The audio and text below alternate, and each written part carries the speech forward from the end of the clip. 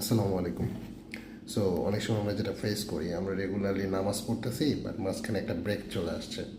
এবং এটা ব্রেক হয়, মানে ইমানের জোর যদি একটু ঘাটতি থাকে তাহলে এই ব্রেকটুকু হয়।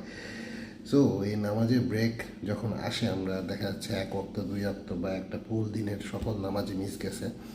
তারপরে যখন আমরা আবার নামাজ পড়া শুরু করি, তখন একটা জিনিস আমরা ফেস করি, বিভিন্ন ধরনের প্রতিবন্ধকতা আমাদের রাস্তার সামনে পড়ে যায়। এটা কে দেয়? আল্লাহ দেয় পরীক্ষা করার জন্য।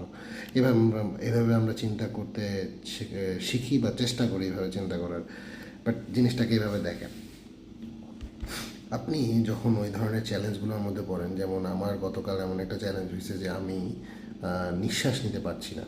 হ্যাঁ, শেষদাতে যখন যাচ্ছি তখন নিঃশ্বাস নিতে পারছি না। সো ওই সময়টাতে আপনার মনে হতে পারে যে আমি কি নামাজ পড়বো না, পড়া স্টপ বন্ধ করব, এই ধরনের কিছু। বাট এটা আপনার কোনো সলিউশন দিবে না। সো কালকে আমি, মানে আপনি যদি বলেন তাহলে এটা ডিরেক্ট একটা মোজেজা পাওয়ার মতো, যে আমি অবাক হয়ে গেলাম যে এটা কীভাবে এত ইনস্ট্যান্টলি আল্লাপাক দেখেন বা দেখায় দেন আমাদেরকে।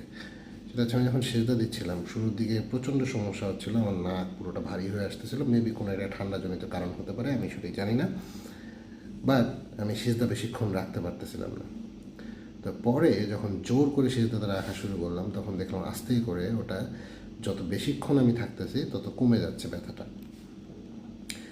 আমি তখন এখান থেকে একটা লার্নিং নিয়েছি। লার্নিংটা হচ্ছে এরকম, যে আপনাকে তো চ্যালেঞ্জ যে কোনো কিছুতেই দেওয়া হয়। এটা নামাজের ক্ষেত্রে আমি চ্যালেঞ্জটা ফেস করতে চাচ্ছি না, বাট অন্যান্য ক্ষেত্রে চিন্তা করে দেখেন, একটা ভারী জিনিস তোলার জন্য প্রথমে বুঝতেছি যে এটা অনেক ভারী, তোলা সম্ভব না হয়তো, কিন্তু সর্বোচ্চ চেষ্টা করি, দেখি কি হয়। রেজাল্ট, ফাইনাল রেজাল্টটা পাওয়ার জন্য, পজিটিভ একটা রেজাল্ট পাওয়ার জন্য।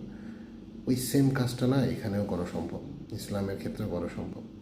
তো আমরা ওই জায়গাতে একটু মিস আউট করি, এবং আমরা ওই জায়গাতে নিজেদেরকে হয়তো রাইটলি গাইড করতে পারি না, এবং ফলাফল যেটা দাঁড়ায় যে আলটিমেটলি আমরা আসলে আল্লাহর সান্নিধ্য পাওয়া থেকে অনেক দূরে থেকে যাই।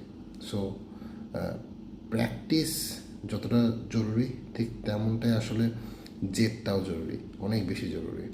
ইসলামের জেদ যত বেশি আছে ইসলাম পালন করার ক্ষেত্রে, ইসলাম ততই মানুষকে আলিঙ্গন করছে অনেক সুন্দরভাবে। সো আমাদেরও আসলে ওই জিনিসটাকে একটু প্রায়োরিটি দেওয়া উচিত। আশেপাশের মানুষজন যে বিভিন্ন ব্যাপারে দেখায়, আমি আপনি যদি আমাদের সবচেয়ে প্রিয় ধর্মটার ব্যাপারে যদি দেখাইতে পারি, দুনিয়াটা আস্তে আস্তে অনেক সুন্দর হবে, আমরাও সুন্দরভাবে জীবনযাপন করতে পারবো। সবাই ভালো থাকবেন, আশা করি আবার দেখা হবে।